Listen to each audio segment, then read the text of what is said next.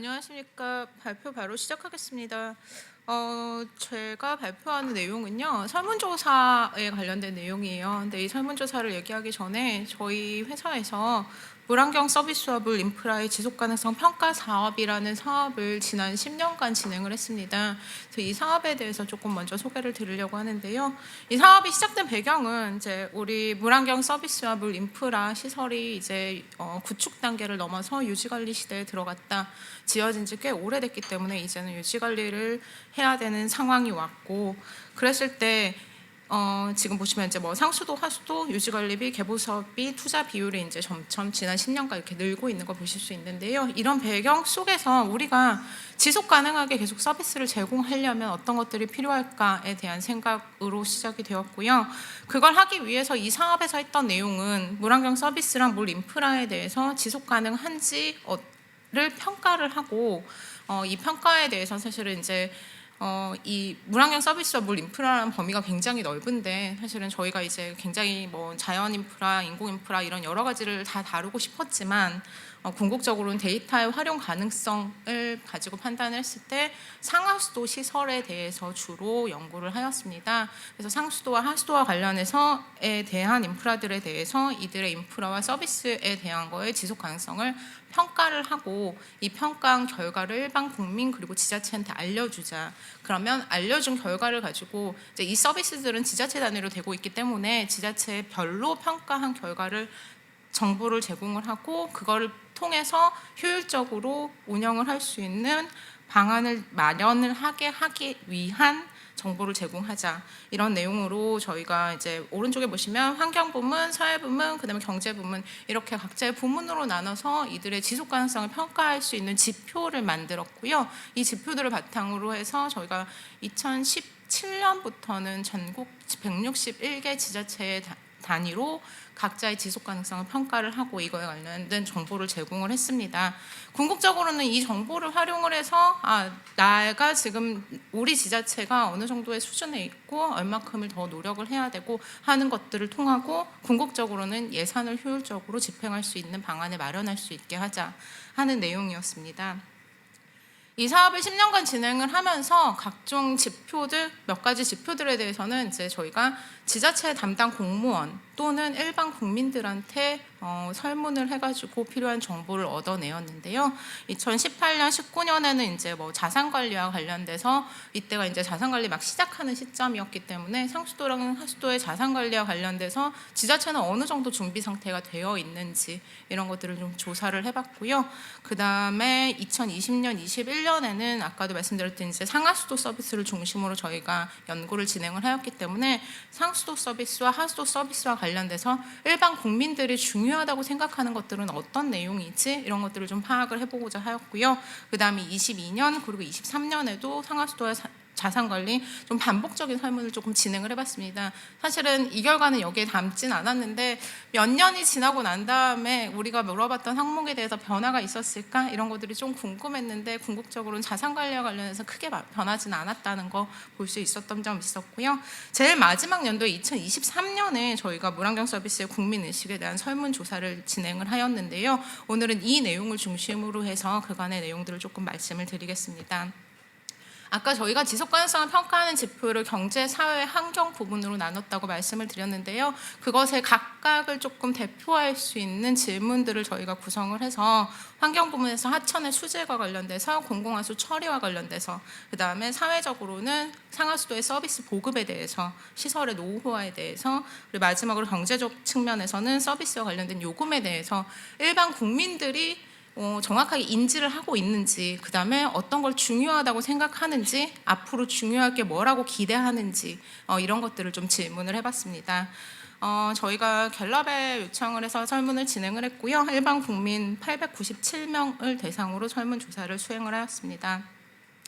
각각에 대해서 하나씩 조금만 말씀을 드리면, 첫 번째로 이제 하천 수질과 관련된 내용입니다. 실은 뭐 여기 계시는 분들은 너무나 잘 알고 계시는 내용이긴 하지만 이제 하천 수질을 말하는 지표가 BOD가 있고 TP가 있습니다. 이 BOD와 TP는 어떤 수치로 얘기를 하는데, 이 수치가 의미하는 게 어떤 좋은 등급입니다, 나쁜 등급입니다, 이런 것들을 설명을 해주고요. 그 다음에 왼쪽에 보시면 2021년을 기준으로 전국의 BOD의 수치는 얼마입니다. 그리고 특강시, 그 다음에 시, 군, 이렇게 세 개의 그룹으로 나눠가지고요. 저희가 사실 지속가능성 지표를 평가를 할 때도 보통 이렇게 세 개의 그룹으로 나눠서 비교를 좀 했었는데요.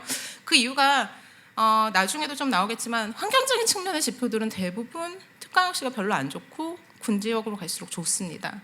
그리고 경제적인 지표들 같은 경우는 이제 당연히 경제적인 사정이 좀 나은 특강시가 군 단위보다 좋습니다. 이런 것들에 대한 이제 군지에 대한 특성을 조금 분석을 한 게 있어서 이렇게 나눠서 이제 정보를 제공을 했습니다. 그래서 전국의 평균은 얼마이고 특강시 평균은 얼마이고 시 단위, 군 단위의 평균은 얼마입니다. 이런 정보를 제공을 하고, 그래서 물어봅니다. 우리나라의 하천 수질 관리가 잘 되고 있다고 생각을 합니까? 라는 질문을 첫 번째를 하고요. 그 다음에 저희가 이번 설문에서 좀 다르게 하고 싶었던 중에 하나가, 사람들이 이 정보를 알고 있었을까, 모르고 있었을까, 이 정보를 정확히 알고 난 다음에 다른 대답을 할까, 이런 게 좀 궁금했어요. 그래서 우리나라의 수질 관리가 어떻냐는 질문을 먼저 하기 전까지 이제 전국 단위 이런 단위의 자료를 보여준 다음에, 그 다음에 질문에서는 본인이 살고 있는 지역에 대한 정보를 가르쳐 줍니다. 똑같은 수치에 대해서. 그러니까 이게 전국 단위로 이제 배분을 해가지고 조사를 했기 때문에, 만약에 이제 뭐 세종시에 살고 있는 응답자라면 내가 눌러서 세종시에 있는 내가 거주하고 있는 지역의 정보를 확인을 하고, 그 다음에 다시 물어봅니다. 본인이 거주하고 있는 지역의 수준이 어떻다고 생각하십니까? 만족합니까? 이런 것들에 대한 질문을 하려고 했고요. 그래서 똑같은 방식으로 이제 문항을 질문을 했기 때문에 설명을 드렸고요. 첫 번째로 이제 하천 수질에 대해서 수질 오염 지표랑 하천 생활 기준, 환경 기준에 대해서 알고 있느냐라고 물어봤을 때 대부분이 들어본 적은 있지만 무슨 얘기인지는 잘 모른다. 41.7%가 그렇게 응답을 했고요. 하천의 수질 관리에 대해서는 일반적으로 잘 되고 있다라고 대답을 한 게 42.1% 정도였습니다. 다음에 그러면 하천 관리 수준에 대해서 아까 말씀드린 대로 본인이 거주하고 있는 지역의 수질이 어떻습니다를 알려주고 났더니, 오른쪽에 보시면 왼쪽에 이제 도시 구분을 보시면요, 왼쪽에서 제일 위에가 특강시, 시, 군입니다. 순서대로 내가 알려주는 정보를 알기 전까지는 당연히 특강시랑 시는 좋다고 대답을 하고, 그 다음에 군 지역은 별로 안 좋을 거라고 대답을 합니다. 근데 막상 사실은 하천 환경은 군 지역이 특강시나 시단위보다 좋습니다. 근데 그 정보를 파악을 하고 나면 오른쪽에 보시면 제일 밑에 있는 그래프, 군 지역에 살고 있는 사람이 내 거주 지역의 하천 수질 환경에 만족을 한다라고 대답을 합니다. 맞다고. 그래서 이게 변화하는 걸 보실 수 있고요.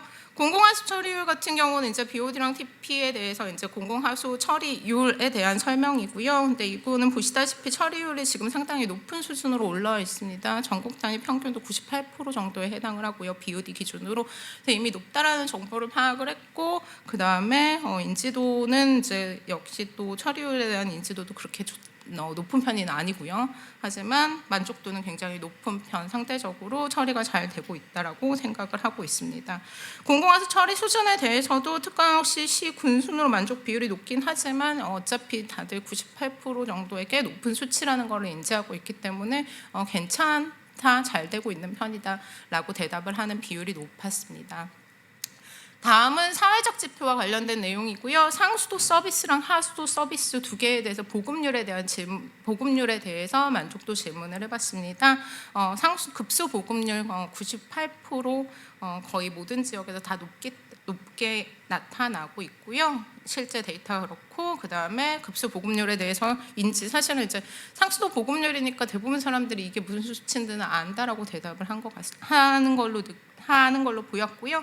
그 다음에 보급의 수준에 대해서도 잘 되고 있다. 그리고 똑같이 우리나라의 보급에 대한 만족도, 그 다음에 앞으로 거주하고 있는 지역에 있는 만족도 다 높게 나타난 걸로 보실 수 있습니다. 다음은 하수도의 보급률이고요. 하수도 보급률은 조금 차이가 납니다. 위에 수치에서 보시면 특강호씨가 제일 높고 시가 한 90%, 그 다음에 군단위가 한 72% 정도 되고요. 그래서 상수도와는 다르게 조금 차이가 나는 거 보실 수 있고요. 보급률에 대한 수치까지는 아까 상수도 보급률과 비슷하게 이제 보급하고 있는 퍼센트를 말하니까 좀 간단한 원리로 이해를 하고 계시는 걸로 나타나 있고요. 보급의 수준에 관련돼서는 이제 군지역 거주자의 보급률이 만족 비율이 낮은 편, 그리고 아까 이제 그 거주 지역과 그 다음에 우리나라의 서비스 전반에 대해서 다 군지역이 많이 미달되고 있는 걸 알고 있기 때문에 수준에 대해서 만족도가 제일 낮은 거 보실 수 있습니다. 그래서 상하수도 보급에 대해서는 전반적으로 이제 이것도 똑같이 제일 밑에 그래프 보시면 아시겠지만 이제 현재 수준보다 크게 개선돼야 된다라고 대답을 하는 비율이 이제 특강학시보다 시보다 군지역이 굉장히 높게 개선이 필요하다. 상수도보다는 하수도에 대한 개선이 필요하다라고 나타난 내용이고요. 앞서 말씀드린 이제 4개의 항목에 대해서 하천 소재, 공공화수 처리, 상수도 서비스 보급, 하수도 서비스 보급에 대해서 왼쪽의 그래프가 현재 중요하다고 생각하는 서비스가 뭐니? 라고 물어본 거고요. 오른쪽에 있는 게 앞으로 10년 있다가 더 중요해질 것 같은 서비스가 뭐냐고 물어봤을 때의 대답인데 상수도 서비스의 보급은 굉장히 높음에도 불구하고 현재도 굉장히 중요하고 미래에도 계속 중요할 것이다 라고 대답을 합니다. 그리고 조금 특이한 점은 하천 수지 같은 경우는 현재는 그렇게 중요한 매우 중요하다는 비율이 45.6%인데요. 앞으로 10년은 훨씬 더 중요해질 거라고 대답하는 비율이 늘어나는 거가 나타났습니다. 다음은 시설의 노후화에 대한 내용이고요. 노후화 같은 경우는 이제 상수도랑 하수도 시설에 대한 노후화율인데 실제 지표에서는 사실은 상수도의 노후화율이 훨씬 더 높습니다. 그리고 당연히 하수도가 늦게 보급이 됐기 때문에 하수도에 대한 노후화율이 더 낮고요. 그래서 상수도에 대해서는 이제 당연히 이제 군적으로 갈수록 이렇게 더 노화됐다 이렇게 대답하는 이런 그림이 있고요. 그래서 재밌는 건 오른쪽 밑에 있는 하수도 시설의 노후화율인데요. 사람들이 생각보다 노후화되어 있지 않은 거에 대한 정보를 몰랐다는 것을 확인을 할 수가 있습니다. 제일 밑에 보시면 군지역의 사람들이 그냥 노후화되어 있을 것 같아 라는 약간의 인식으로 대답을 하지 않았을까라는 수치를 충분히 볼 수가 있는 게 오른쪽에 파란색이 거의 2배가 넘게 쫙 올라갑니다. 노후화되어 있지 않았는데 노후화되어 있을 것이야 라고 저는 짐작을 하고 대답을 하고 정보를 정확히 가르쳐줬더니 아니구나 라는 대답을 바꿔서 하는 것을 보실 수가 있고요. 마지막으로 이제 경제적 지표에 관련된 요금입니다. 요금에 대해서는 이제 제일 첫 번째 질문은 지역별로 요금이 지자체별로 다르다는 걸 알고 있습니까? 라고 물어봤는데 대부분 사람들이 모릅니다. 여기서 들어본 적이 있고 어떤 의미인지도 안다는 사람도 35%, 그 다음에 들어본 적이 없다는 비율도 한 28%에서 30% 정도까지도 해당을 합니다. 요금이 적정하다고 생각하니? 라고 했을 때는 대부분 한 35% 정도가 상수도 하수도 다 적정하다라고 대답을 했고요. 그 다음에 근데 적정을 하고 그러니까 현재 수준을 유지하는 게 제일 좋겠다라는 대답에 대해서 57%, 55% 정도로 상수도 각각에 대해서 나타나고 있습니다. 한 반반 정도가 그냥 지금 정도 수준이 괜찮은 것 같아 라고 대답을 하는 내용인데요. 이제 문제는 여기서 나오는데요. 여기까지 질문을 다 하고 난 다음에 그러면 본인이 물을 얼마큼 쓰는지는 아세요? 라고 물어보는데 여기서 잘 몰라 라고 대답하는 게 45%에 해당을 합니다. 그 다음에 그러면 상수도 요금은 얼마 내는지 아세요? 라고 물어봤을 때 상수도 요금을 얼마 내는지 모른다는 사람이 26.4%이고요. 하수도 요금을 모르는 사람은 이보다 더 많습니다. 43.1%가 나는 하수도 요금을 얼마인지 모른다고 대답을 합니다. 그러면 이 많은 사람들은 얼마 내는지 모르지만 나는 요금이 적정한 것 같다라고 대답을 이미 했고요. 그래서 이게 우리가 정확하게 정보를 정말 전달해 주는 게 얼마나 중요한지 이런 걸 보실 수가 있고요. 요금에 대해서 추가 지불 의향에 대해서 조금 재밌는 결과가 있습니다. 저는 재밌는 결과라고 생각을 하는 게 생각보다 한 절반 정도의 사람이 나는 요금을 추가로 지불할 의향이 있다라고 대답을 합니다. 그 이유가 기존의 서비스보다 더 좋은 서비스를 받을 수 있다면 나는 요금을 충분히 지불할 의사가 있어라고 대답을 합니다. 근데 저희가 항상 요금 현실화율을 얘기를 하면서 요금 현실을 굉장히 못 미치는데, 이거는 지자체장의 의지가 없어서 뭐 이제 지자체장이 시민들이 를 설득하는 뭐 설득력이 부족을 해서라고 우리가 항상 인지를 하고 있는데, 생각보다 50% 정도의 사람들은 서비스를 더 잘 받기 위해서 나는 요금을 더 낼 의사가 있다라는 거를 잘 활용할 수 있지 않을까? 라는 생각을 한번 해봤습니다. 다음으로는 그러면은 우리는 그래서 물 환경 서비스에 대해서 어떻게 생각을 하지? 중요하다고 생각하는 것과 시급하다고 생각하는 게 물 서비스는 정말로 좀 낮은가에 대한 증빙을 하는 자료들입니다. 실제로 상하수도 서비스가 다른 서비스들에 비해서 중요하다고 생각해? 라고 물어봤을 때 사람들은 당연히 이동통신이나 인터넷이 굉장히 중요한 서비스이고요. 나한테 나의 삶에 큰 영향을 주는 서비스가 뭐냐고 물어봤을 때 이동통신, 전기, 그 다음에 대중교통, 그 다음에 이제 상하수도입니다. 실은 생각보다 원래 이렇게 잘 되고 있고 그렇게 중요하지 않은 것 같다라는 응답이 많이 높았고요. 그 다음에 요금 수준에 대해서는 아까랑 비슷하게 현재 수준을 유지하기를 바라는 응답이 50% 정도에 해당을 했습니다. 근데 더 웃긴 건 상대적으로 이동통신이나 인터넷 요금 같은 건 굉장히 중요한데 굉장히 비싸다고 느끼고 있습니다. 네.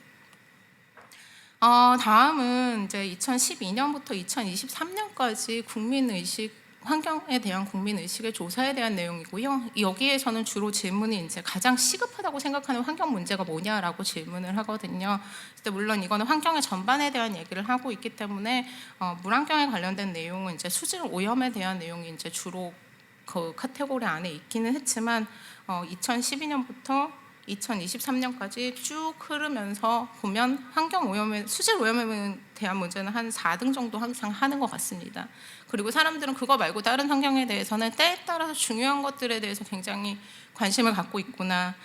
보면은 이제 자연 자원의 고갈, 그다음에 쓰레기 증가 이런 거에 대해서는 항상 큰 이슈로 사람들이 생각을 하고 있고요. 이 뒷장에 보시면 최근 연도와 같은 경우 이제 뭐 대기질이나 미세먼지 같은 것들이 2019년 이런 때는 이제 1순위를 차지할 정도로 굉장히 크게 높아졌었고, 그 다음에 이제 쓰레기는 지속적으로 계속 중요하다고 생각을 하고 있고요. 오늘도 계속 나온 얘기지만 기후변화라는 이슈가 화두가 되기 시작하면서 이제 홍수나 기후변화 이런 것들에 대한 중요하다고 생각을 하는, 그리고 우리가 맨날 가지고 있는 이 상하수도나 물과 관련된 거는 그냥 항상 그 정도로 생각을 하는 그런 인식을 보실 수 있습니다. 마지막으로 하고 싶었던 얘기는 아까 이제 설문조사에도 잠깐 나왔던 얘기이고요. 저희가 이 사업을 처음에 설명을 들었을 때 지속 가능하게 서비스를 제공하는 데 있어서는 우리가 생각하는 서비스의 수준이라는 거를 알아야 되는 것 같습니다. 서비스의 수준을 알려고 하면 우리가 제공하고 있는 그 서비스의 수준이, 나는 서비스의 제공자로서의 서비스의 수준을 알고 있고, 그러면 서비스를 받는 사람들이 느끼는 서비스의 수준은 무엇이며 그들이 요구하는 수준이 어디가 될 것이다. 이 모든 것들이 정보 공개를 통해서 이루어질 수 있다고 생각을 하고요. 저희가 정보 공개와 관련해서 2018년, 19년, 그다음에 한 22년 이렇게 계속 이제 조사를 조금 해봤던 내용입니다. 이제 상수도와 하수도 서비스와 관련된 정보이고요. 당연히 수질, 그다음에 민원 이런 거 관련된 아주 중요한 정보를 거의 대부분이 공개를 하고 있고, 역시 또 특강시, 시, 군 단위 순서대로 공개를 하는 비율이 적어지고 있습니다. 2019년에 거의 동일한 조사를 했을 때 뭐 이제 1년밖에 차이가 안 났으니까 거의 동일한 결과가 나타났고요. 2022년의 설문조사에서는 이 정보 공개와 관련해서 조금 더 이제 항목을 조금 더 세분화해가지고 물어봤습니다. 이때 좀 보고 싶었던 거는 말하는 수질 정보, 그다음에 민원 정보 이런 당연히 공개하는 정보 말고 그다음에 경영이나 이런 것들에 대한 정보도 좀 공개를 하고 있는지 이런 것들을 확인을 좀 하고 싶었는데요. 당연히 경영 정보, 치수원 수질 이런 것들에 대한 정보의 공개는 거의 없었고요. 대부분 지자체들이 이제 항목별로 봤을 때는 뭐 이제 단수, 뭐 이런 이제 단수하는 거 이제 미리 비공지를 해야 되고 이런 정보들에 대한 공개는 굉장히 빈번하고 해야 되는 정보이지만 이제 뭐 치수원 수질이라거나 악취 뭐 이렇게 사람들이 관심을 가질 만한 이제 체감할 수 있는 서비스에 대한 정보는 제공을 하지 않고 있다라는 것을 보실 수 있고요. 그래서 아까도 잠시 말씀드렸듯이 서비스를 받고 있는 사람은 현재 거주하고 있는 지자체에 대한 서비스 수준이 어느 정도인지를 파악할 수 있을 만한 정보를 받아야 되고, 서비스를 공급하는 자들은 그들이 요구하는 수준을 파악을 하고, 그래서 제공하고 있는 수준과 그다음에 시민이 요구하는 수준을 비교 분석해서 지속 가능한 서비스를 제공할 수 있는 체계를 구축하는 게 필요하다라는 게 오늘 저의 발표의 결론입니다. 네, 여기까지 준비했습니다.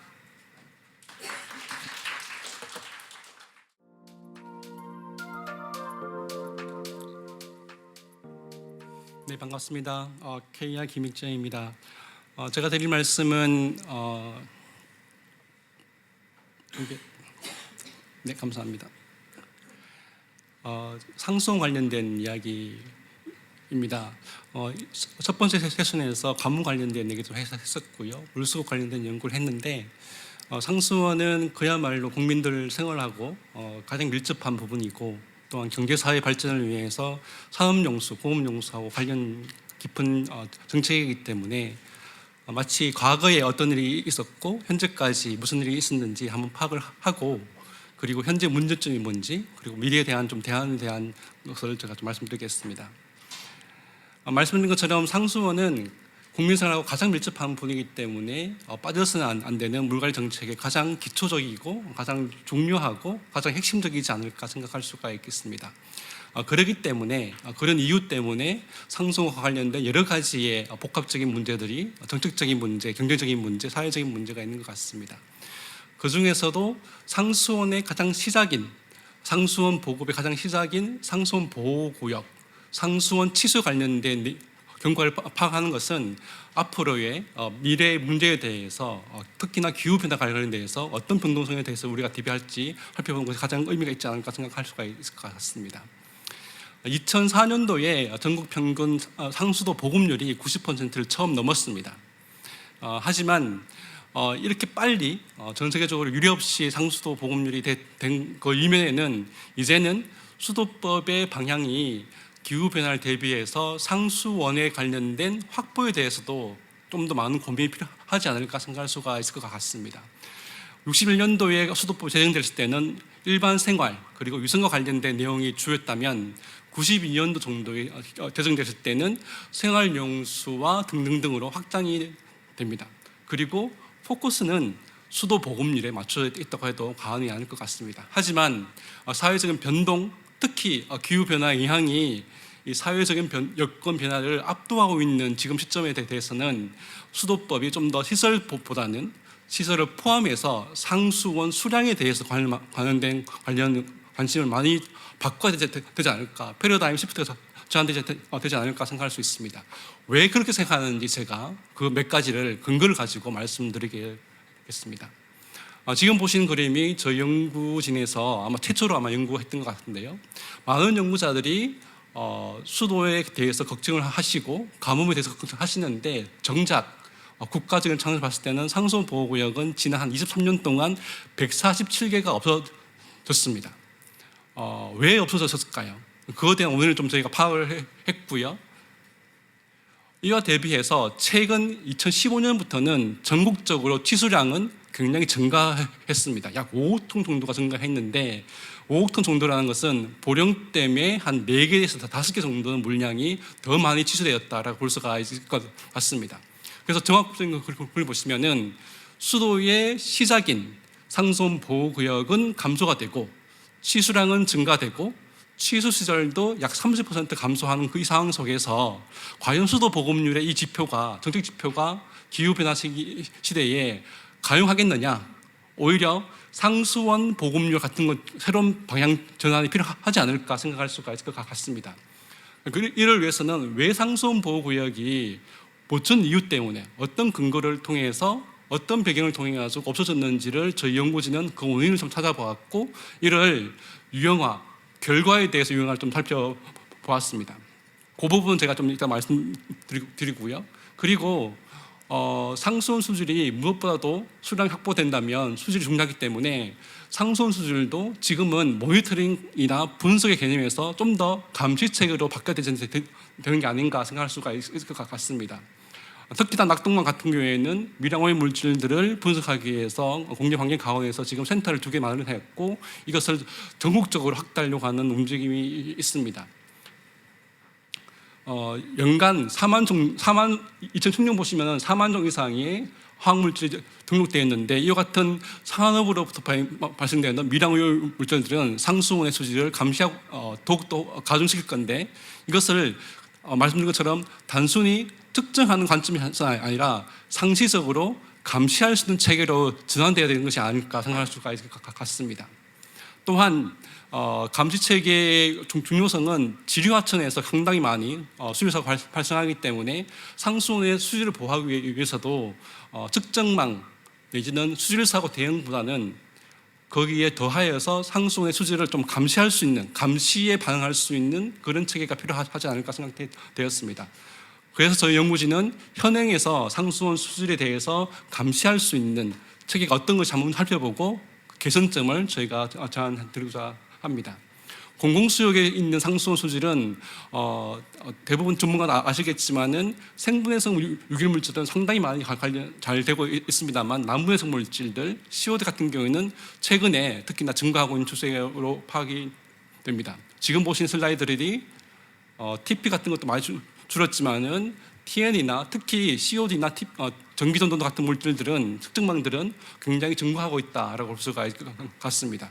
그렇다면 상수원 보호구역에 관련된 수질, 상수원의 수질 감시 체계를 어떻게 상수원 보호구역에 변화하고 연동되어 갈지는 향후 과제로 반드시 추진돼야 될 것으로 파악됩니다.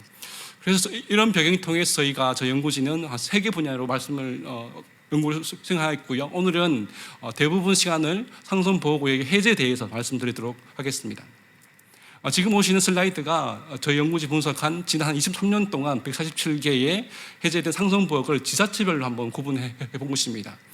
특광역시 보시면은 거의 대부분이 유지하고 있거나 광주하고 대구시에서 1개 정도가 감소하였고요. 가장 많이 상수원 보호구역이 해제된 곳은 경상북도이고 동시에 전라남도도 많이 됐지만 이 경상북도와 전라남도는 동시에 가장 많이 신설된 지역도 많습니다. 다만 광역지자체 기준 보시면은 충남도가 가장 많이 지난 23년 동안 상수원 보호구역이 많이 없어졌습니다. 그렇다면 여기서 질문이 생기죠. 상수원 보호구역이 없어지는 게 크게 큰 영향이 생길 것인가? 라는 질문이 있을 것 같은데 저희 연구진은 물 작업률이라는 수도법에 나와 있는 정책 지표를 가지고 저희가 한번 지난 2018년부터 산정을 해보았습니다. 지금 보시는 그림이 지자체의 물 작업률을 저희가 산정한 내용입니다. 이 위쪽은 특광역시의 물 작업률입니다. 약 70% 정도를 꾸준하게 지난 20년 동안 꾸준하게 관리가 되고 있고요. 전국 평균을 보시면은 점차적으로 민값을 보시면 감소 추세에 있습니다. 약 40% 정도가 물 작업률이 있고요. 미디안 값을 보면 훨씬 더 낮은 것을 볼 수가 있습니다. 눈여겨볼 것은 충남도가 전국에서 가장 낮은 물 작업률을 나타낼 수가 있습니다. 그래서 제가 조금 전에 말씀드렸던 충남도가 상수원 보호구역이 13개 중에서 12개가 없어졌는데 그 영향이 있었지 않았을까 생각할 수 있습니다.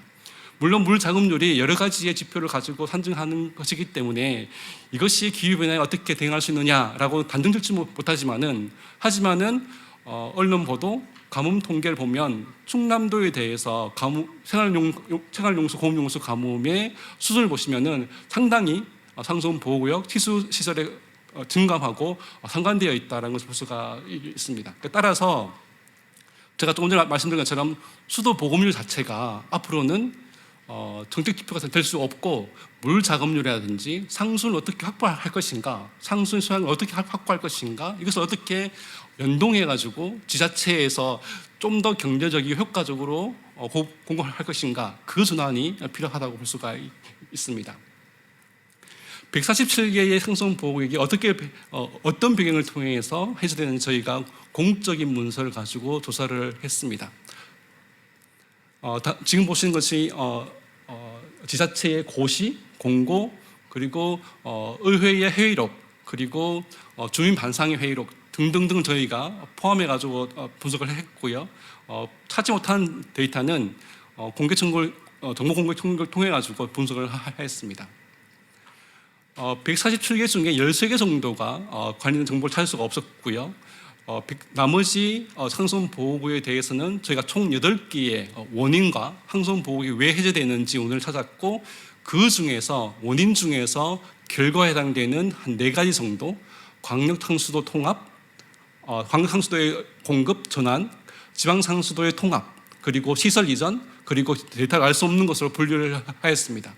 분석한 결과를 보시면은 이 8가지의 상수원 보호구역이 해제된 원인을 광역상수도는 최소 약 60% 정도, 그리고 지방상수도의 통합은 약 40% 정도로, 시설 이전은 약 10% 미만으로 볼 수가 있었습니다. 그래서 여러 가지 해석이 가능하겠지만은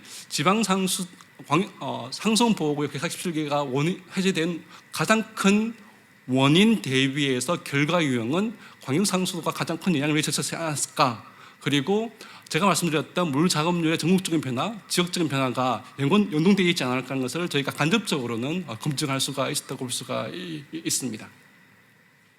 따라서 저희 생각에는 현재 수도 보급률을 단순하게 정책 지표 삼을 것이 아니라 물 작업률, 치수 작업률 같은 새로운 관점의 정책 지표가 필요하지 않을까 생각이 되고요. 저희 연구진이 말씀드린 것처럼 아마 23년 동안 꽤 많은 데이터를 보았는데, 왜냐하면 그 이유 중에 하나가 상수도 통계에는 상수원 통계가 없습니다.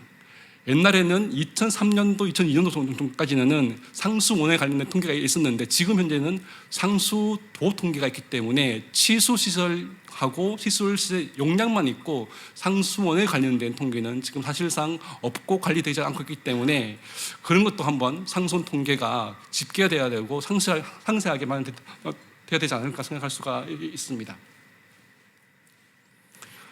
수질 관련된 것은 총 4개의 법률에 11개의 지침으로 공공수역, 상수원 관련된 수질을 감시하고 우선순위 항목을 조사하게끔 되어 있습니다.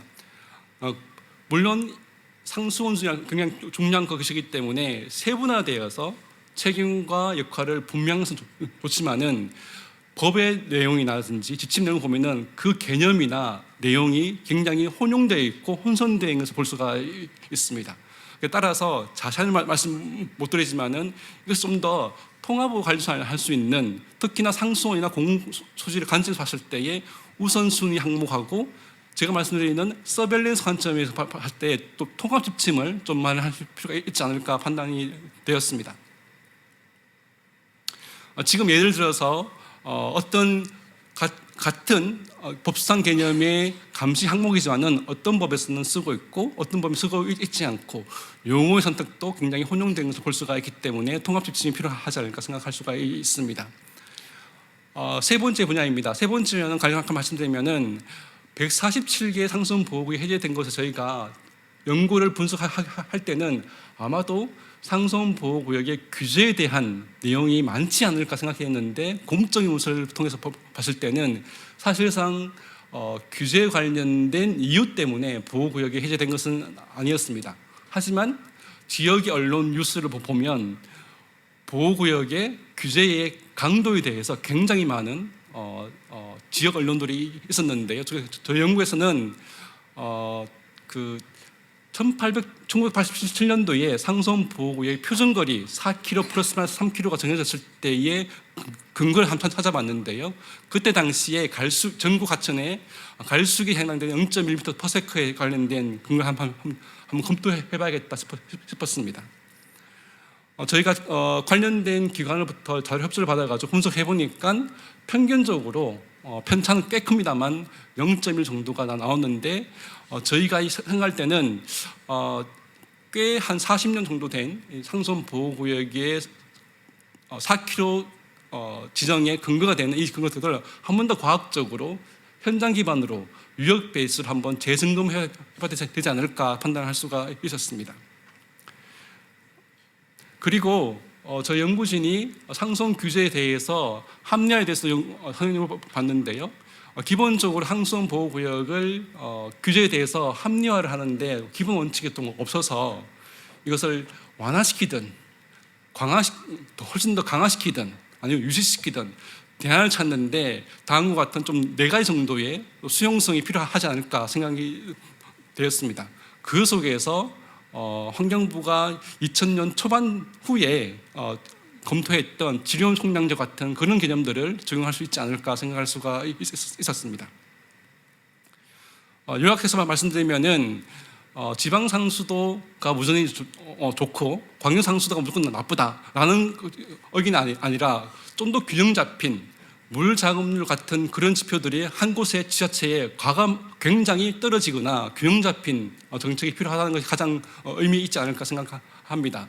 그리고 상수도보호구역이 해제된 후에도 환경 관리를 통해 가지고 그 지역이 친환경적으로 유지될 수 있도록 또 활용될 수 있도록 하는 정책이 필요하지 않을까 생각할 수가 있고요.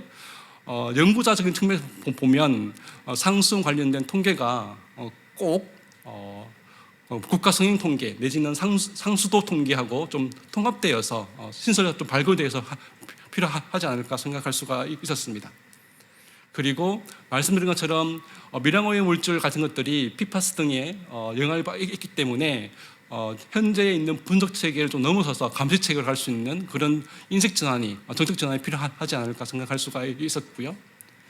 그 다음에 제가 지금 마지막으로 드리고 싶은 말씀은 환경부에서 국가의 차원에서 이 상수원 규제 관련된 좀 정책 연구를 기술 기반의 정책 연구를 좀 필요하지 않을까. 보통 아신 것처럼 물 분야의 R&D가 한 5년에 500억 정도 하는데 이 상수원 규제 관련된 일부에 유지해야 된다는 주장하고 또 해제해야 된다라는 주장을 좀 더 과학적 기반으로 할 수 있는 연구가 좀 필요하지 않을까. 그런 연구가 좀 한 5년 정도만 있으면은 나름대로의 공론 과정을 거쳐가지고 줄이면 줄이고 늘리면 늘리고 유지하면 유지하고 어떤 그런 게 종합적으로 할 수 있지 않을까 생각되었습니다. 네, 감사합니다.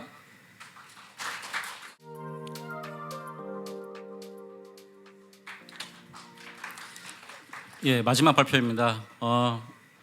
여기 작은 글씨가 있는데요. 그 지속 가능한 농업 및 물환경 개선을 위한 정책 방향이 본 보고서니까 혹시 오늘 들으시고 그 궁금한 점 있으시면 저 원내에서 저 보고서를 다운받아서 보시면 되겠습니다.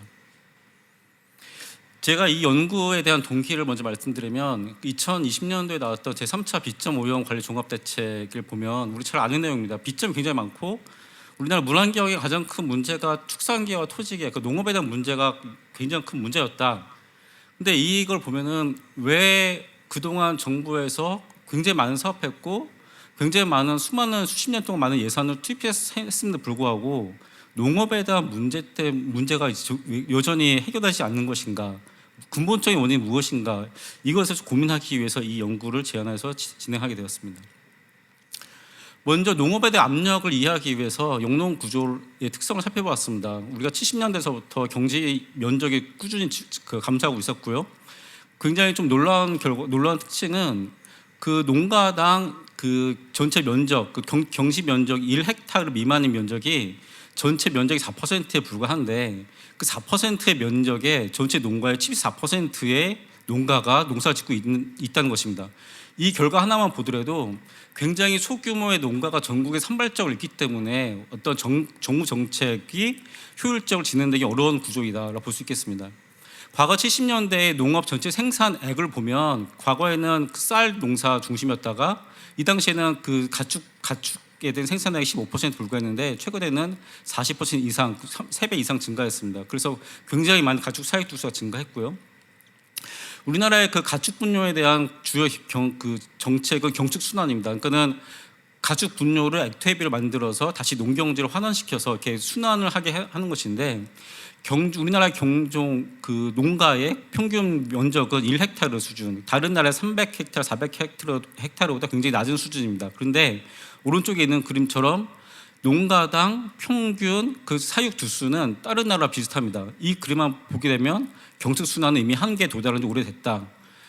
결과적인 농가의 그 소득은 감소하고 있고요. 2015년과 2020년 짧은 기간에 지났음에도 불구하고 농업인의 어떤 고령화는 크게 가속화되고 있습니다.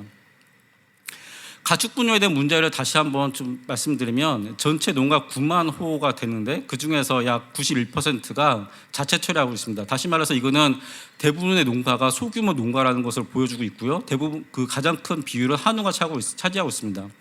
전체 9만 호 농가 중에서 약 86%의 농가에서는 가축 분뇨를 액퇴비화 만들고 있고 그것을 어디에 어떻게 배출하는지가 현재 정확히 파악할 수 없는 그런 상황입니다.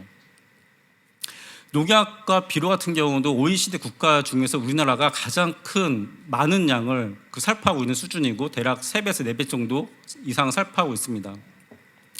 수자원에 대한 문제도 농업용수는 우리나라 인구 다른 용수와 다르게 농업용수는 굉장히 꾸준히 증가하고 있고요. 워터 스트레스도 OECD 국가 중에서 가장 높은 그런 국가입니다. 그래서 정리를 하게 되면 우리나라의 영농 구조 보면은 인구 고령화와 소규모 농업에 따라서 친환경 행동에 대해 왜냐하면 이 부분은 경로 의존성 때문에 하던 것을 관련 농업을 지속하려는 어떤 그 인식 때문에 친환경 행동이 저하된 문제가 있고요. 농업인들의 생산주의 정책 때문에 농업용수 무상 이용하고 있고 높은 비료가 사용되고 있습니다. 국민들의 식생활 변화됐고요. 그래서 우리가 가축 사육 농가 증가됐고 농경진 감소하고 있는데 적절한 정부 대책이 시행되지 않다 보니까는 부화량이 증가되었고 결과적으로는 물환경이 악화되었습니다. 다른 나라에서도 비슷한 사례를 겪었을 텐데 다른 나라 어떻게 이런 문제를 해결했는가 최근에 그 정책을 살펴보면 EU에서는 1960년대에 마찬가지로 가장 중요한 모든 국가의 정책은 식량 안보 정책이었습니다. 그래서 정부 재정을 많이 투자시켰고요. 그 결과적으로는 식량 과잉 생산이 되었고 그것을 수출로 해결하다 보니까 주변국과 마찰이 생겼습니다. 70년대, 80년대의 EU에서의 문제는 우리가 고투입 농업에 대한 문제점이 지적되면서 이것을 해결하고자 뒷불금 제도가 도입됐고요.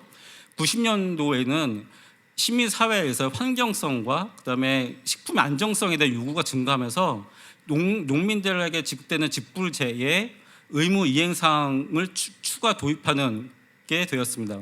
21년도에 최근 개혁을 보면은 그동안 지급되어지던 녹색 직불금이 폐지가 되었고요. 농민들한테 기본소득을 유지하되 더 강화된 조건성, 더 강화된 의무 준수사항을 이행하도록 유도하고 기본적인 의무 준수사항을 초과해서 이행하는 경우에는 생태 제도를 통해서 추가적인 경제적 인센티브를 부여하고 있습니다. EU의 그린딜 정책에서의 농업에 대해서는 farm to fork 전략이 있습니다. 이거는 굳이 번역하자면 농장에서 식탁에 대한 전략으로서 농식품에 대해서 지속 가능성을 제고하자는 내용입니다.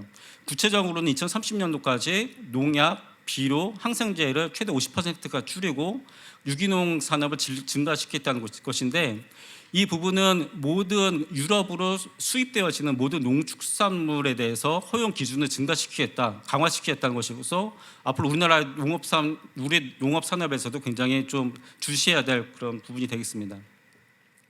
미국에서는 국가에서 지원되어지는 모든 농업 재정에 대해서는 국가가 이 그림에 있는 그 5가지 항목에 대해서 환경 영향 평가를 하고 어떻게 환경이 개선되었는가 그리고 그 이외에 경제 사회적으로 어떤 영향이 있었는가를 평가하고 그 내용을 미 농무부가 그 국회와 대국민한테 보고를 하도록 되어 있습니다. 이 그림을 보시면 그 오렌지 색깔이 네덜란드 양분 수지입니다. 90년대만 해도 우리나라보다 굉장히 높은 양분 수지를 갖고 있었는데 네덜란드에서 굉장히 정부의 강력한 정부 의지에 의해서 양분 수지가 굉장히 드라마틱하게 감소하고 있는 것을 볼 수 있습니다. 가장 큰 기여했던 것은 그 유럽연합의 질서점 지침을 준수하기 위해서 비료법이 제정되었고요. 헥타르당 170kg만큼 우리가 살포하도록 강력한 규제를 시행하게 되었습니다. 최근에 네덜란드에서는 2019년도에 그 네덜란드 대법원에서 그 자국이 어떤 그 자연 서식처 관리법 준수하지 못한다라고 대법원 판결이 나왔고요. 곧바로 농업자원식품부에서는 지소를 추가적으로 규제 강화시키겠다를 발표와 의회 승인을 얻었습니다. 그래서 이 오른쪽 밑에 있는 사진은 르몽드지에 실린 것인데 정부 정책 발표 이후에 대규모 농업 시위가 있었고 이와 같은 시위에 불구하고 정부 정책 꾸준히 진행되었었습니다. 그렇다면 우리나라의 농업 정책은 어떻게 되었는가? 지난 약 대략 한 6, 70년 동안의 내용을 한 슬라이드에 모으다 보니 글씨가 작은데요. 지금까지 농업 정책을 보면은 우리가 그 일제 강점기 이때는 수탈하기 위해서 강제적인 농지 개혁을 통해서 생산량을 증가시켰고요. 그다음에 그 통일교라든가 새마을 운동이 진행됐고, 중요한 걸 말씀드리면 93년도에 우루과이 라운드가 책정이 되면서 농업에 대한 시장 개방 압력이 커졌습니다. 당시 김영삼 정부에서는 이 문제를 해결하기 위해서 경쟁력 있는 농업 육성이 주요 정책 방향이었고, 이것을 추진하기 위해서 크게 4가지를 삼았습니다. 첫 번째는 기계화, 시설 현대화, 그다음에 대규모 경영, 4번째는 영세 소농과 고령 농가 퇴농 정책이었습니다. 이와 같은 어떤 경쟁력 있는 농업 정책은 그 뒤에 정부에서 꾸준히 추진되어 왔었습니다. 김대중 정부에 들어서는 이때 처음으로 지속 가능성이라는 워딩과 친환경이라는 워딩이 이때 처음 도입됐고요. 그래서 친환경 농업 직불금이 이때 도입됐습니다. 근데 굉장히 아이러니하게도 이때는 2000년도에 농업용수가 무상 이용하는 것을 전환되었습니다. 이 같은 우리나라 농업 정책, 농정에 대한 한계를 보면 오른쪽 위쪽의 슬라이드를 보시면 X축으로 갈수록 점차적으로 경제, GDP가 향상되어지는 것인데, 처음에는 경제 발전 초기에는 우리가 식량 안보가 중요하기 때문에 생산에 대한 중요성, 생산량 상상시키기 위한 빈곤 문제 해결을 위해서 정부 정책을 추진하지만, 이것이 경제가 발전함에 따라서 생산성 중심에 대한 정책은 내려가게 되고, 그 자리에 환경에 대한 지속 가능성에 대한 정책이 다시 올라가게 되는 상황이 되는데, 우리나라는 여전히 생산주의 정책을 고집하고 있습니다. 이 부분은 고투입 농업에 대한 어떤 강력한 믿음이 있는 것이고, 정부 정책도 한 자리 한몫한 것을 보여집니다. 또한 말씀드렸던 김영삼 정부부터 추진해왔던 고령민 영세농 퇴농 정책은 처음에 슬라이드에 보여드렸던 것처럼 이 부분 정책이 분명 실패를 했고요. 세 번째는 크게 정책이 2가지 방향이었습니다. 첫 번째는 지속 가능성과 환경 보존의 정책, 두 번째는 경쟁력 강화와 신성장 동력 정책인데, 두 번째 정책은 모든 정부에서 꾸준히 추진했지만, 첫 번째 지속 가능성과 환경 보존 정책은 정권에 따라서 간헐적으로 추진되어 문제가 있었습니다. 네 번째는 우리가 생산주의 정책만 고집하다 보니까는 시민사회에서 요구하고 있는 먹거리 안정성이라든가 친환경 농업에 대해서 시민사회 요구가 꾸준히 계속 증가하고 있음에도 불구하고 제때 정부 정책이 추진되지 못했던 문제점이 있었습니다.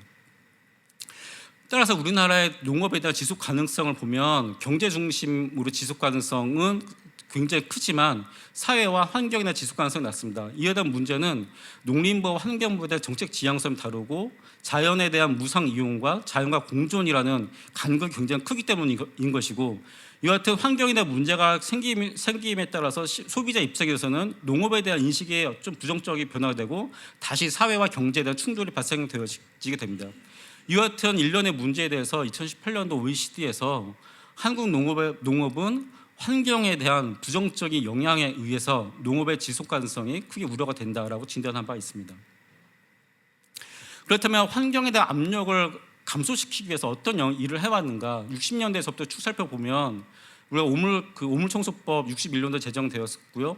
중요한 것만 말씀드리면 2000년도에 구제역이 발생되어졌고, 2004년도에 처음으로 농림부 환경부의 공동 TF가 생겨났습니다. 그때 했던 가장 중요한 일 중에 하나가 가축분뇨 관리 이용 계획을 수립했고요. 내용을 좀 발전시켜서 2004년도에 기존의 오물법을 가축분뇨법을 개정시키는 작업을 환경부, 농림부 공동 입법으로 추진하고자 했었습니다. 그런데 농업단체에서 크게 반발이 있었고요.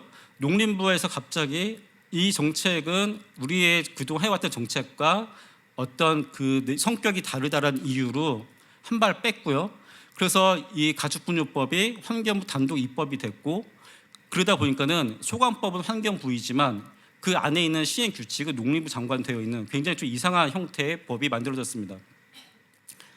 그 뒤에 2012년도에 런던 협약이 발표가 되면서 더 이상 가축분뇨를 해양 투기가 금지가 되었었습니다. 그 뒤에 TF가 2004년도 해체가 되면서 런던 협약 이후에 환경부에서는 가축분뇨 천진화 대책, 농림부에서는 가축분뇨 자원화 대책으로 각각 비슷하지만 서로 다른 내용의 정부 정책을 추진해 왔습니다.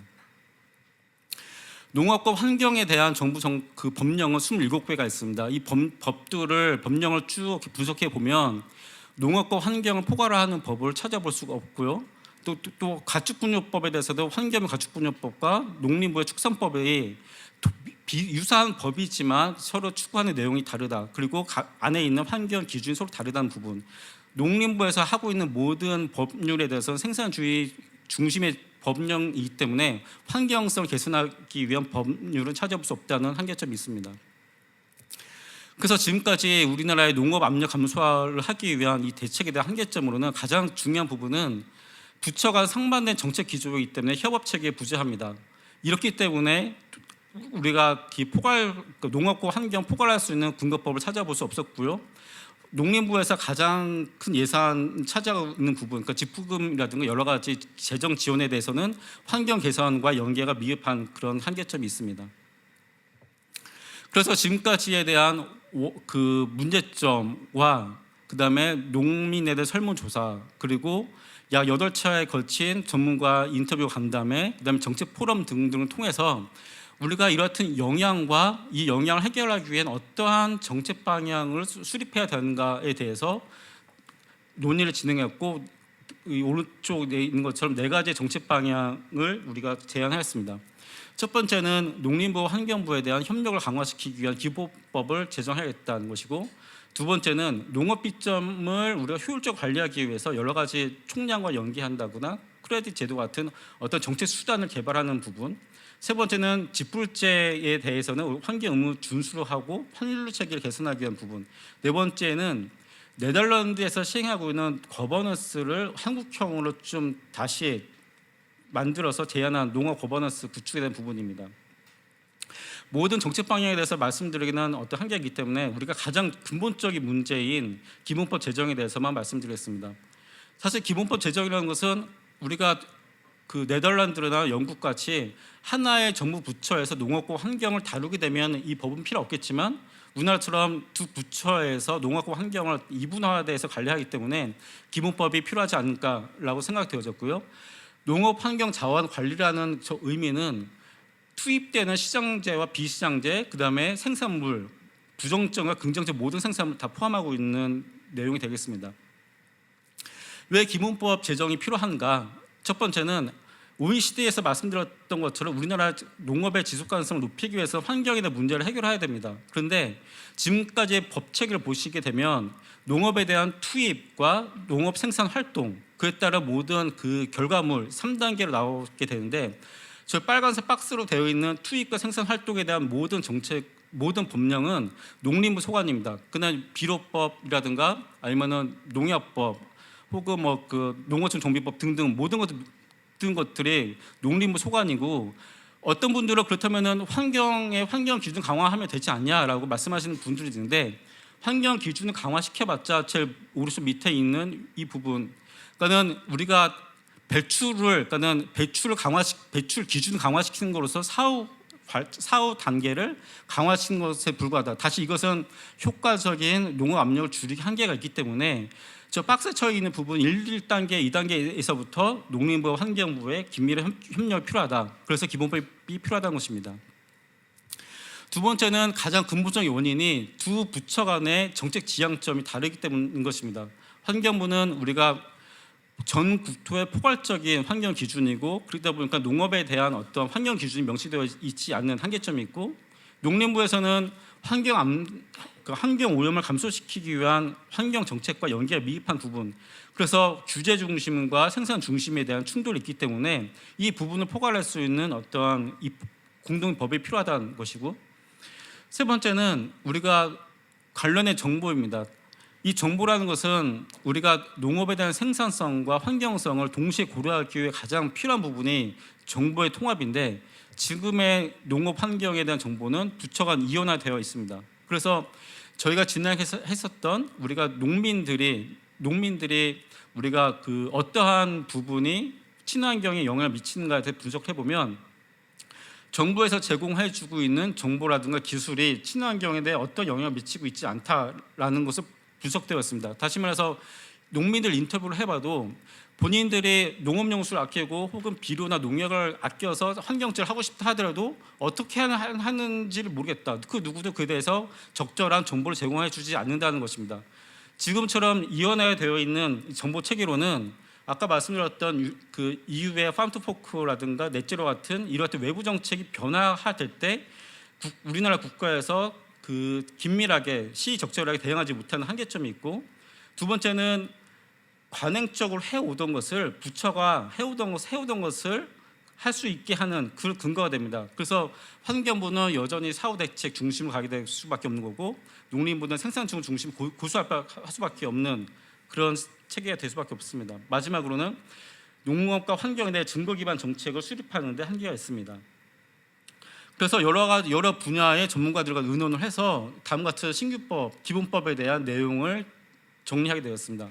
농업 환경 자원에 대한 기본 원칙을 수립하고, 그다음에 농업 환경 자원에 대한 정보를 통합과 시스템 구축하는 내용, 그다음에 실태 조사하는 내용 평가, 그다음에 농업 환경 자원에 대한 기본 계획을 수립을 하고, 그다음에 매년 그 정부에서 투입되는 어떤 정부 재정에 대해서 환경과 경제 사회적인 어떤 영향이 있었는가 평가를 하고 대국민 보고를 하게끔 하는 그런 내용이 이 법에 담도록 설계하였습니다. 네, 이상입니다. 예, 안녕하십니까. 방금 소개받은 KIA 물국토연구 본부장 안종우입니다. 두 번째 세션 토론 시간을 갖도록 하겠습니다. 오늘 그 두 번째 세션 발제가 세 가지 발제가 있었는데, 첫 번째는 물환경 서비스, 주로 이제 상하수도 서비스와 관련된 국민의 인식 변화. 두 번째는 상수원 관리, 주로 이제 상수원 보호구역 관련된 수질 문제. 그다음에 세 번째는 물환경 부분에서 이제 좀 우리가 가장 난제로 얘기하고 있는 농축산업에 대한 오염원 관리 부분을 얘기를 좀 해주셨습니다. 세 분의 발제 내용을 기본으로 해서 논평과 함께 또 토론자분들의 제언도 좀 부탁드리도록 하겠습니다. 저희가 주어진 시간을 좀 고려할 때 토론자분들 한 7분 정도씩 좀 발제를 해주시면 마지막 부분에 플로어에서 또 질문을 좀 받을 수 있는 시간이 좀 있을 것 같습니다. 예, 먼저 첫 번째로 지금 그 환경운동연합 공동대표를 맡고 계시는 강찬수 환경신대믹연구소 소장님부터 부탁드리도록 하겠습니다. 예, 반갑습니다. 저는 이제 작년 10월까지 중앙일보 환경전문기자로 있다가 10월 말에 이제 정년 퇴직을 하고 이제 다양한 일을 하고 있습니다. 그래서 환경신대믹연구소를 만들었는데, 오늘 제 주제가 통합 물관리니까 일맥상통하는 것 같기도 합니다. 신대믹이라는 건 이제 여러 가지 이제 환경 이슈를 한꺼번에 이제 보겠다, 뭐 이런 거고요. 그래서 쭉 앞에서 이제 말씀하신 거 들으니까 오늘 주제가 이제 통합 물관리인데, 앞 세션에서 이제 이준 교수님도 이제 말씀해 주셨는데 제가 생각한 거하고 좀 많이 비슷합니다. 그래서 통합 물관리의 원칙 이런 걸 우리가 좀 생각을 해보면은, 첫 번째는 이제 무엇보다 시민 건강, 수자원이나 수질 확보 측면에서 이제 시민 건강이 중요하고, 두 번째는 이게 이제 과학적이라야 된다. 그다음에 세 번째는 민주적이라야 되고, 그다음에 이게 이제 네 번째는 지속 가능성, 다섯 번째는 이제 경제성 이런 것까지 이제 고려해서 이제 이 통합물 관리가 진행이 돼야 된다라고 했을 때, 뭐 그런 관점에서 이제 평가를 해보면은 뭐 지난 5년, 짧게는 3년 동안에 이제 진행된 게 좀 미흡하지 않나, 뭐 그렇게 생각을 합니다. 뭐 세세한 거는 제가 생각을 하겠습니다. 그리고 이제 세 분 발제를 해주셨는데, 저는 이제 그 물질의 이동 과정을 따져서 거꾸로 이제 제가 강행식 선임 연구위원 거부터 하겠습니다. 이제 축산 분뇨 문제를 하셨는데요. 사실 축산 분뇨 문제가 이제 어려운 것은 우리가 사료를 수입하지 않습니까? 그러니까 미국의 그 더 넓은 땅에서 비료 뿌리고 농약 치고 해서 수입한 걸 이 좁은 땅에다가 다 뿌리는 거거든요. 그러다 보면 이제 거기서 나오는 축산 분뇨를 제대로 이제 논밭에 뿌린다는 게 이제 사실상 어렵다는 거죠. 그러다 보니까 이제 이게 과영량, 부영량 이런 걸 피할 수가 없고요. 그래서 제가 이제 뭐 개인적으로 이제 16개, 4대강 16개 보의 수질의 그 부영량화 지수를 계산해 보면은 남한강 정도는 이제 중영양이고, 뭐 금강, 낙동강, 영산강은 다 부영양이고요. 그런데 이제 팔당호 같은 경우도 이제 여름철만 따지면 이제 녹조가 좀 생기니까 여름철만 따지면 팔당호도 부영량화다 이렇게 되고 있습니다.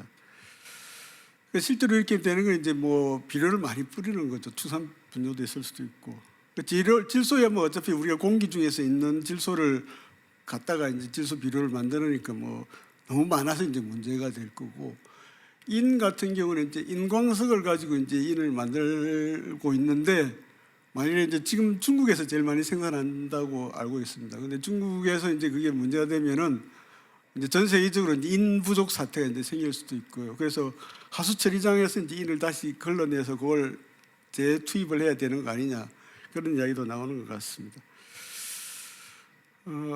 액비를 이제 말씀을 해주셨는데, 사실 뭐 저희가 이제 제가 기자 생활할 때도 액비 때문에 악취 때문에 못 살겠다, 농촌 지역에 이제 뭐 전원주택을 지어서 갔는데 주변에 액비를 너무 많이 뿌려가지고 못 살겠다, 이런 이제 민원이 들어와서 취재 나간 적도 있고 그랬습니다. 그래서 이걸 이제 어떻게 뭐 처리하느냐, 이 부분은 뭐 앞에 많이 말씀해 주셨지만 이제 해결치가 쉽지 않을 것 같고요. 수질오염 총량제를 통해서 이제 이걸 해결하는 것도 있겠지만은, 근데 수질오염 총량제 자체도 좀 제가 볼 때는 실효성이 떨어지고 있다.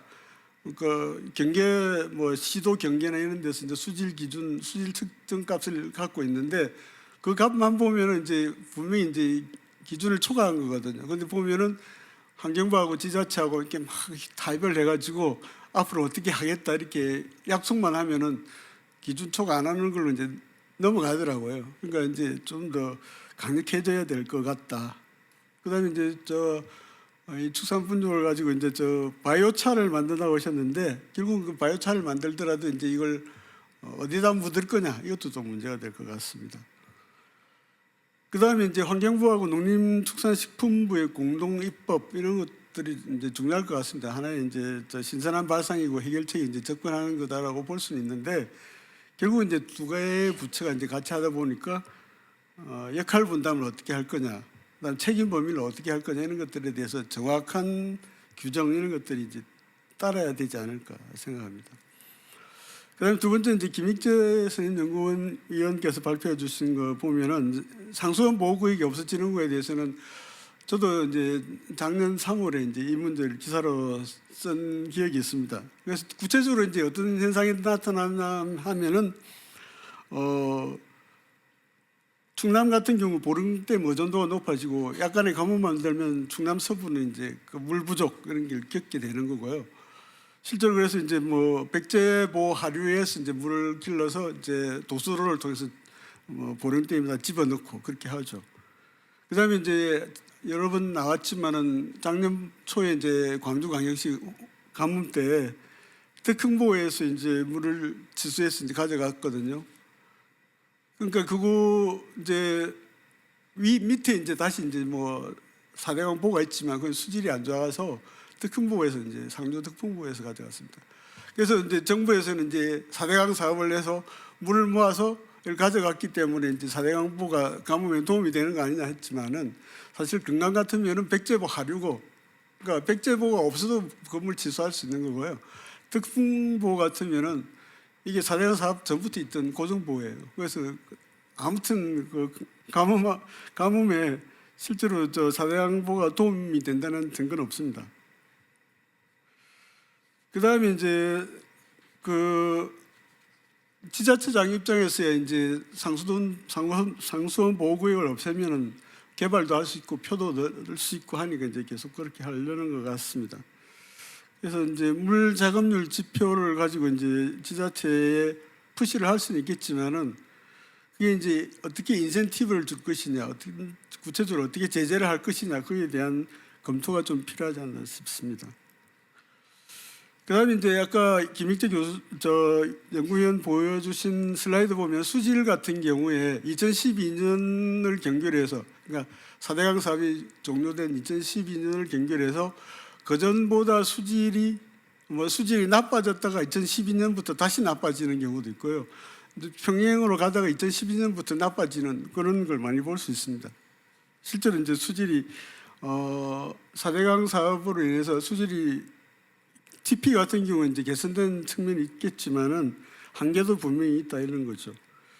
그래서 이 부분을 이제 점오염은 하수 처리장에서 나오는 TP를 더 줄일 수도 있겠지만 그만큼 많은 이제 비용이 들어갈 수밖에 없다, 이렇게 보겠습니다. 그다음에 이제 류대나 연구위원 발표하신 내용을 보면은 이제 그 시민들이 이제 인프라 개선을 위해서 추가 지불 의향을 가진 분도 있고 또 현행을 유지해야 된다 이런 게 이제 좀 팽팽한 수준인 것 같습니다. 근데 결국은 이제 대도시 같은 경우는 이제 인프라가 낡은 건 분명한 것 같고요. 근데 이제 어떻게 보면은 이제 인프라 개선에 대해서 투자는 해야 되는데 뭐 지역에 따라서 이제 대도시 중에서도 뭐 인구가 줄어드는 대도시도 있을 수 있는 거고요.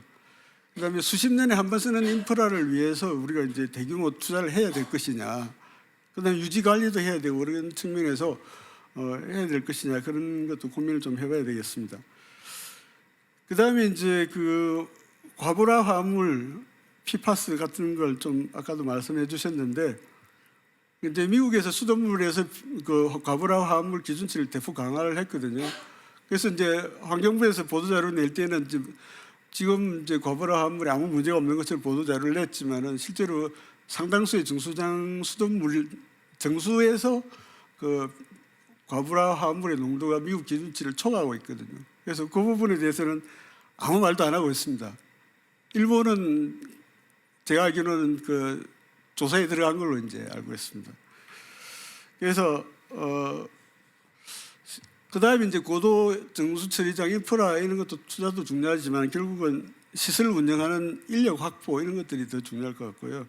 공무원들이 좀 기피하는 현상도 있으니까 인력의 전문성을 어떻게 유지할 것이냐 그에 대한 고민도 필요할 것 같습니다. 이상입니다. 예, 말씀 감사합니다. 이어서 두 번째 토론자는 국회 입법조사처의 김경민 입법조사관님이십니다. 부탁드리겠습니다. 예, 안녕하세요. 저는 유재나 박사님 거 먼저 말씀을 드리도록 하면 유재나 박사님 이게 매년 KI가 하고 있는 건가요? 2년에 한 번씩 하고 있는 건지 모르겠는데 이걸 보면서 정말 대한민국 국민으로 살기가 너무 피곤하겠다 이런 생각을 좀 하고요. 이게 이것까지 알아야 되나?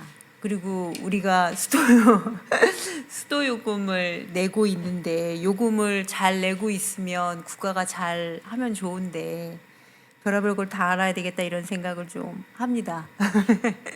근데 제가 좀 약간 의문이 드는 건 아까 보니까 하천 수질은 군 단위가 깨끗한데 방류수 기준 같은 경우는 군 단위가 굉장히 잘 안 되고 있다 이런 말씀을 하시는데 근데 하수가 사실은 하천으로 방류가 되고 있는데 요 부분이 조금 약간 인지적으로는 좀 이해가 안 되는 부분이어서 말씀을 해주셨으면 좋겠고요. 수도요금 같은 경우는 몇 년 전에 물안경학회하고 상하수도학회하고 학회에서 이렇게 용역을 줘서 한번 조사를 해보니 4인 가정 기준으로 한 가족이 한 달에 430원 정도만 더 내면 우리가 수도요금에 대해서 굉장히 지속 가능성을 담보할 수 있다라고 하는 얘기가 있었음에도 불구하고 그게 이제 뭐 그 다음에는 뭐 수돗물 괴담도 나오고 이런 거잖아요. 그러니까 소통이 조금 안 되고 있는 부분들 뭐 이런 부분들은 또 어떻게 할 수 있는지 그리고 아까 계속 말씀을 하셨지만 이 물 스트레스를 이렇게 시민 조사이니까 시민들이 이렇게 되게 잘해줄 거예요. 상하수도는 이렇게 되고 있어요. 이런 인식 조사도 중요하지만 이게 물이 극한으로 갔을 때 그 시민들이 감수해야 되는 부분들도 혹시 감수할 수 있는지 이 부분도 좀 인식조사에서 좀 들어가는 게 어떨까 이런 생각을 좀 해봤습니다. 근데 이건 뭐 인식조사니까 앞으로 이거는 좀 추세를 좀 봤으면 좋겠고요. 김익재 박사님 같은 경우는 이 부분이 제가 굉장히 고민이 되는 부분인데 만약에 통계로 잡는다라고 한다면 상수원 통계에 상수원 보호구역 통계를 좀 넣어야 된다라고 하는 건데요. 이게 상수원 보호구역의 통계라고 하는 게 인지적으로 볼 때는 면적일 것 같아요. 근데 이게 못 들어가는 이유는 여기에 각각의 규제 강도 때문에 못 들어갈 것 같거든요. 그래서 단순히 그냥 면적이 줄어들고 있다. 요 부분이로만 이게 가능할 건가? 규제 강도에 대한 부분, 그다음에 상대적인 규제 강도. 그러니까 이게 그냥 뭐 주민 지원 사업이나 이런 걸로 받는 그냥 강도 말고 내가 상대적으로 간극이 예전에 나하고 비슷한 위치에 있었던 지역이, 예를 들면 용인 같은 경우 뭐 예를 들어서 뭐 이권역으로 되어 있는 어떤 구역이 갑자기 반도체 클러스터가 들어오면서 급격히 발전했을 때 그 규제 강도, 그 부분을 우리가 수용할 수 있을 것인가, 이런 부분. 그다음에 국가가 마음만 먹는다라고 하면 저기는 거의 별천지가 되는데 우리는 뭐 아무것도 못하게 하고, 이런 간격들을 과연 통계에 담을 수 있을 것인가는 좀 고민을 해볼 필요가 있겠다라고 하는 거고요. 그리고 이걸 조금 더 못하는 이유는 그런 것 같습니다. 상수원이라고 하는 게 사실은 기술적인 것들이 많이 들어가잖아요. 그러니까 우리가 철저하게 거기에 뭐 배제하는 기술이나 이런 걸 된다라고 한다면 처리하는 기술이 발전함에 따라서, 그리고 우리가 이제 배트법이 만들어지면서 어느 구역에서 통합적으로 검토할 수 있는 이런 정책들이 타 규제들이 들어온 상태에서 어떻게 그거를 표현할 수 있을 것인가, 이 부분은 좀 고민을 좀 해볼 필요가 있을 것 같고요.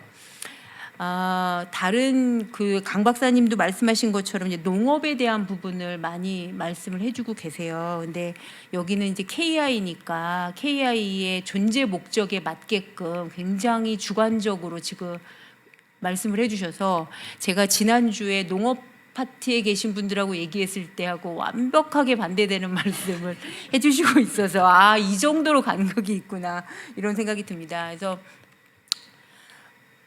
양으로 따지면 사실은 환경부는 손을 떼는 게 맞죠. 60% 이상의 농업용 수니까. 양쪽으로만 본다면 그렇지 않을까요? 우리가 많은 사람이 먼저 하는 거잖아요. 근데 그렇게 안 된다라고 하는 거고, 그리고 농업용 저수지에 대한 부분도 60% 정도의 물 중에서 한 30%가 농어촌 공사가 하는 거고 나머지는 지자체가 하는데 어디에 있는지도 몰라요. 그러니까 김익재 박사님 말씀하신 것처럼 사실은 상수원 보호구역에 대한 통계도 명확하지 않다고 말씀하셨지만 그거는 어느 정도는 되고 있는데 농업용 저수지는 사실은 거의 손을 놓고 있는 건데, 그거에 대부분, 그래서 농어촌공사 국정감사에서 계속 얘기하는 거는 농어촌공사는 돈만 주면 하겠다, 이런 얘기를 하고 있는 거거든요. 근데 지금 강 박사님이 말씀하신 게 농업환경자원관리에 관한 기본법을 말씀을 하시고 있는데, 이 법이 사실은 지금 농식품부가 만들고 있는 친환경 농어법, 좋게 얘기하면 농업하고 어업을 다 같이 통합적으로 관리하고 있는 상황이거든요. 이거하고 어떤 차이가 있냐라는 거예요. 그리고 이 법을 보게 되면 농업환경자원이잖아요. 이거를 환경부랑 공동 입법할 이유가 없어요. 지금 농림부 입장에서. 왜냐면 농업환경에서 자라고 있는 그런 자원을 관리하는 건데 환경부가 거기서 뭘 하겠어요. 그래서 이게 바라보는 시각이, 이 농업하시는 분들도 마찬가지지만 A라는 학생과 B라고 하는 학생, 그러니까 농림부와 환경부라고 하는 동일 부처가 만나서 대화를 할 때 51대 49, 내가 51이고 네가 49인데 심정적으로는 내가 이긴 것 같은 요 정도가 승리하는 건데, 지금 이런 거나 아니면 환경부에서 나오는 정책들을 보게 되면 100대 0이어야 되는 거예요. 완판을 해야 되는 거거든요. 그렇게 되려면 부처와 부처는 아닌 것 같아요. 부처 위로 올라가든지 아니면 부처 밑으로 농림부 얘기를 듣든지 둘 중에 하나여야 될 것 같은데, 그 얘기는 아마 농업하고 있는 연구기관끼리도 아마 대화를 안 했을 거라는 생각이 들어서 먼저 말씀을 해주셨으면 좋을 것 같다라고 생각하고요. 그리고 지금 대표님께서 말씀하신 것처럼 PFAS 말씀을 하셨는데, 수돗물은 먹는 물 관리법 같은 경우는 취수원이 뭐 지하에서 끌어쓰던 취수원에서 하잖아요. 근데 토양에도 PFAS 기준은 우리나라는 갖고 있지 않아요. 먹는 물은 있지만, 그러니까 이 부분들도 해야 될 필요가 있고, 그리고 PFAS 같은 경우는 플로린인데 플로린에 대해서 우리가 자연계 불소냐 인공계 불소냐에 대해서 우리나라만 전 세계에서 유일하게 분리되어 있지 않고, 이런 굉장히 많은 부분들, 그리고 토양을 분석하는 그 분석법조차도 익스트랙션 메서드가 아니라 토탈로 하고 있다라고. 그러니까 우리가 사실은 환경의 기술자들이 해야 되는 이러이러합니다라고 하니 정책적으로 어떻게 해달라고 얘기하는 게 아니라 환경부가 어떤 이렇게 운신의 폭을 넓히기 위해서 그런 정책적인 연구만은 하지 않겠지만 그런 생각이 저는 태생이 국회니까 좀 그런 생각이 들고 저도 이제 여기 계신 분들하고 똑같이 시작한 공학도인데 제가 한 17년 정도 국회에서 일을 하면서 내가 굉장히 편협하게 생각했다 이런 생각들을 참 많이 합니다. 왜냐하면 우리가 바라보고 있는 대상이 국민인데 너무 국민을 우매하다라고 생각하고 거기에 좀 접근하지 않았나라고 하는 게 매번 제가 하는 건데 그럼에도 속이 터지기도 합니다. 너무 속이 터지는데도 불구하고 그래도 주인이 그분들이니까 좀 많이 우리가 좀 이런 말씀을 하시기 전에 적어도 농촌경제연구원이라든지 아니면 뭐 저기 어디죠? 농어촌 공사에 있는 농어촌 연구원 이런 데하고 좀 대화를 먼저 좀 하시면 좋을 것 같아요. 왜냐하면 비전오염원에 대해서 좀 대화했더니 아까 발표하셨지만 2003년도에 환경부하고 농림부가 만나서 족구하고 끝났어요. 이게 2003년도에 굉장히 많은 얘기를 한 것처럼 보이지만 그냥 족구하고 삼계탕 먹고 끝났거든요. 제가 그 자리에 있어서 아는데 그래서 그거를 대화라고 생각하지 않았으면 좋겠고 그렇게 하다 보면 싸우다가 국토의 기본 계획에서 하천과 도로의 위치나 스테이터스는 같은데 물이라고 하는 관점으로만 봐서 국토부에서 국토의 계획을 해야 되는데 하천을 환경부가 가져옴으로 인해서 사실은 좋은 것도 있었지만 상당히 나쁜 것도 있다라고 하는 것도 우리가 좀 반성해야 될 필요가 있지 않을까. 물의 관점만 보면 안 되고 국토의 관점에서 보는 것도 참 중요하다. 근데 국토의 관점에서 본다면 상수원 보호구역하고 농지 입장에서 농지가 훨씬 더 중요할 수 있다라고 하는 게 어떻게 보면 관점의 차이일 것 같아서요. 대화를 좀 하자라고 하는 내용이 보고서에 상당 부분 많이 좀 실렸으면 좋겠고 환경부하고 농림부하고 이것뿐만이 아니라 제가 하고 있는 모든 것 중에서 악취도 마찬가지입니다. 지금 악취 말씀을 하셨지만 우리가 산업화하면서 굴뚝에서 나오는 악취 측정 방법을 그대로 축산에다가 놓기 때문에 지금 축산은 거의 초토화되어 있거든요. 그리고 환경부는 거기 가가지고 막 지도 감속하고 싶어 하는데 이 축산업자들은 막 가축 전염병 때문에 난리고 그럼에도 불구하고 환경을 지킨다라고 하는 당위성을 가지고 막 밀어붙이고 있는데 그러지 않았으면 좋겠다. 그래서 대화를 좀 했으면 좋겠고 연구자들은 그래도 부처보다는 대화하기가 쉽잖아요. 그래서 하면은 좋을 것 같다는 생각이 들고 만약에 이런 토론회도 하면 정말 이렇게 이런 게 필요하면 앞으로 농업 쪽에서도 많이 좀 왔으면 좋겠어요. 이렇게 따로따로 얘기 안 했으면 좋겠다라는 생각이 듭니다. 너무 길게 해서 죄송합니다. 예, 감사합니다. 이어서 세 번째 토론자는 지금 한국물환경학회 회장을 맡고 계십니다. 박준홍 연세대 교수님 토론 의견 듣겠습니다. 네, 앞에서 다 잘 말씀해 주셔서 간단하게 오늘은 이제 연구 성과 보고를 해주신 거고 저는 원래 평가하러 오래인 줄 알았는데 그게 아니더라고요. 그래서 몇 가지만 말씀드리면은 류제나 박사님께서 설문조사 그 다음에 거의 10년 동안의 성과를 지속 가능성 지표를 이용해서 평가했던 연구들은 정말 의미가 있다고 생각합니다. 그냥 얼핏 보면은 그냥 똑같은 얘기 또 하는 것 같지만 사실은 이런 자료가 축적이 돼야 그다음 실질적으로 우리가 움직일 수 있어요. 그래서 이런 연구들 결과들이 좀 더 홍보가 되고 그 다음에 예를 들면 국가 물관리 관련된 기본 계획도 지금 수정을 하고 있는데 중간 평가나 이행 평가 같은 거에 조금 반영할 수 있는 그런 정책적인 제안들도 같이 해줬으면 하는 생각이 듭니다. 하셨던 연구는 이제 상하수도 쪽에 연구를 하는 입장에서 보면은 상당히 익숙한 얘기고 저희가 얘기하기로는 이제 피터팬 신드롬이라고 얘기하죠. 그러니까 물값은 싸고 많이 쓰지만 물값이 올라가기를 바라지 않는. 근데 오늘 얘기하신 것처럼 국민들 같은 경우는 사실은 올려도 괜찮아요. 예요, 사실은. 그리고 공무원들도 올리고 싶어 하고 다 올리고 싶어 해요. 근데 반대한 사람은 딱 한 부류죠. 정치인이거든요, 사실은. 그래서 이 문제는 우리가 정말 좀 해결할, 좀 저희가 좀 목소리를 키울 문제라고 생각이 되고요. 여기 이제 보면은 국민들 같은 경우는 분명히 그 물값을 올리되 그 대신에 여기 잘 지적해 주셨어요. 정보를 더 알고 싶어 해요. 그렇죠? 근데 정보를 정부나 지자체에서는 상대적으로 비대칭으로 갖고 있다 보니까 뭐가 안 생기냐면은 민간 투자가 들어갈 수 있는 시장이 생기지가 않아요. 사실은 나쁘게 얘기하면 노이즈 마켓이지만, 그러니까 우리가 얘기해야 되는 수질의 중요성, 아까 김경민 박사 말씀하신 바와 같이 사실은 미처리되고 나가는 하수에 대한 부분이 여기 많이 언급이 안 됐는데, 그런 부분들을 더 강조를 해주고 수질에 의해서 국민들의 건강과 그 다음에 그게 이제 해안으로 가면은 거기 식품, 결국은 이제 수산물에 대해서 미치는 영향들, 이걸 이용해서 농사를 졌을 때 우리 국민들이 얻을 수 있는 어떤 나쁜 효과들, 이런 것들을 제대로만 해준다면 제가 보기에는 민간 투자들에 올 수 있는 시장이 커질 수 있는 분야가 있다고 생각합니다. 그래서 설문조사를 잘 해주셨는데 이거를 조금 더 정책 제안에 반영해 주셨으면 하는 생각이 들고요. 그 다음에 김익재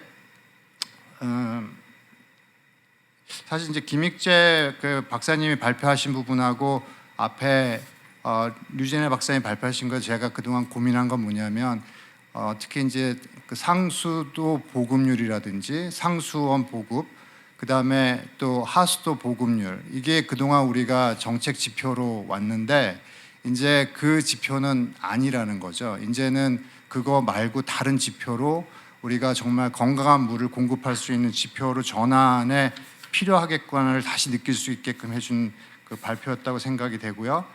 근데 들으면서 이제 저도 고민이 생기더라고요. 그러니까 상수원 보호 지역을 더 강화하는 게 맞는 정책인지 아니면 풀어버리는 게 맞는 정책인지가 상당히 지금 답으로 하기가 되게 힘든 상황이에요. 그러니까 전라도의 가뭄 사태를 보면 그 전에 수질이 상수원 수질이 아닌에도 불구하고 공유를 해야 될 문제가 생길 때는 오히려 규제를 어긋나 버리는 일이 생기는 거고, 그럼 유연성은 떨어지는 거고, 그렇다고 지금 상수원 보호 지역을 당장 풀어버리게 되면 우리가 잘 유지하고 있는 1등급 수질들에서 또 문제가 생길 수가 있어서 되게 좋은 화두거리를 던진 연구라고 생각이 됩니다. 그리고 이제 마지막 농업은 다들 중요하게 생각하시는 부분인데 저도 김경민 박사님이랑 비슷한 의견을 드리고 싶습니다. 그러니까 농업환경자본기본법을 얘기하기 전에 지금 현재 이렇습니다. 국가물관리위원회라고 하는 하나의 시스템이 있고 엄밀히 따지면 통합물관리 해야 되는 기반이 이미 법적으로 있어요. 그러니까 농림부는 국가물관리위원회에서 이걸 통합적으로 관리하는 방안을 내놔라 하면 해야 돼요. 근데 안 하더라고요. 해라 해가지고 자료를 내라 그러면은 환경부 한 페이지, 농림부 한 페이지, 이거 합해가지고 한 페이지 써오세요. 안 써와요. 따로따로 갖고 와요. 그러니까 상의도 안 하는 거죠.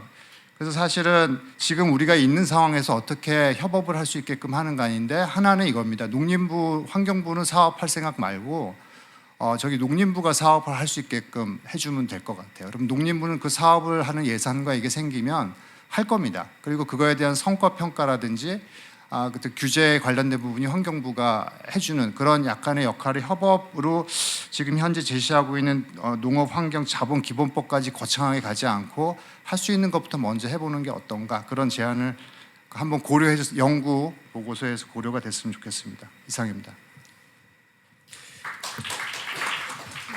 예, 감사합니다. 이상 세 분의 그 지정 토론자분들의 의견을 좀 들었는데요. 역시 제가 좀 시간 조절 또 실패를 했습니다. 이렇게 하다 보니 또 항상 시간이 좀 부족하긴 한데, 그래도 지금 플로어에 계신 분들 중에서 오늘 세 분의 발제 그리고 토론해 주신 의견들 기반으로 해서 좀 의견 있으신 분들 손 들고 좀 말씀해 주시기 바랍니다. 없으신가요? 예. 사실은 제가 한 2주 전에 이제 미국에 출장을 갔다 왔었는데요. 미국에 이제 수도협회라고 AWW의 학회인데, 그게 북미권 이제 물 공급 유틸리티 관련된 최대 학회인데, 이제 캘리포니아에서 열렸는데 이제 최대 핵심 이슈가 두 가지더라고요. 좀 전에 이제 많이 얘기가 나왔던 PFAS, 그게 이제 미국은 이미 규제가 들어가면서 기존에 이제 그 정수 처리 공정으로는 처리를 할 수 없기 때문에 신규 시설을 도입해야 되기 때문에 재정을 어떻게 확보해야 되냐. 그 부분을 이제 아주 굉장히 이슈가 되고 있고 운영 관리 부분도 이제 기존과 다른 패턴이 되기 때문에 완전히 좀 정수 처리에 대한 패러다임이 좀 바뀌는 부분들이, 그러니까 우리나라도 이제 플라스틱, 미세 플라스틱 포함해서 새로운 신규 물질에 대한 관리 체계가 이제 좀 도전을 받고 있는 것 같고요. 기후 변화 얘기도 좀 많이 나왔는데 그쪽 지역은 이제 아무래도 우리보다 물이 좀 많이 부족하고 가뭄 지역이라 제가 5년 전에 출장 갔을 때만 해도 이제 그 물 공급과 관련돼서 이제 재용 부분이 그 음용 부분에 대한 재용이 이제 막 시작을 했었는데 지금은 이미 다 대세가 돼가지고 앞으로 각 지역별로 이제 자급률을 확보하는 것을 거기는 이제 저쪽 콜로라도나 저쪽 북부 캘리포니아에서 물을 수입하는 구조기 때문에 현재 뭐 30%, 50% 외부 의존율을 앞으로 몇 년간에 100%를 자급률을 확보하겠다. 그러기 위해서 무엇이 필요하냐? 그걸 위한 제도, 운영하기 위한 그 관리자 이런 부분들에 대한 논의들이 굉장히 좀 활발하게 하고 있어서 좀 많이 좀 시사점이 있었다는 좀 생각이 좀 들고 거기 이제 중요한 게 오늘도 좀 많이 얘기가 있었습니다만 이 물에 대한 일반적인 가치 제고가 굉장히 중요한 것 같습니다. 우리가 뭐 정치 좀 전에도 이제 정치권이 좀 이런 부분에서 좀 차이가 있다고 하는데 결국 이제 정치 부분에 이런 부분을 움직일 수 있는 건 일반 국민들에 대한 인식 제고를 높여서 그걸 이제 그 압력으로 작용할 수 있는 노력이 좀 필요하지 않나 좀 생각이 좀 듭니다. 오늘 그 세 분의 발제자 분들 그리고 세 분의 토론자 분들 모두 감사하다는 말씀 드리면서 주어진 시간 조금 지났습니다만 이상으로 그 세션 두 번째 토론을 마치도록 하겠습니다. 감사합니다.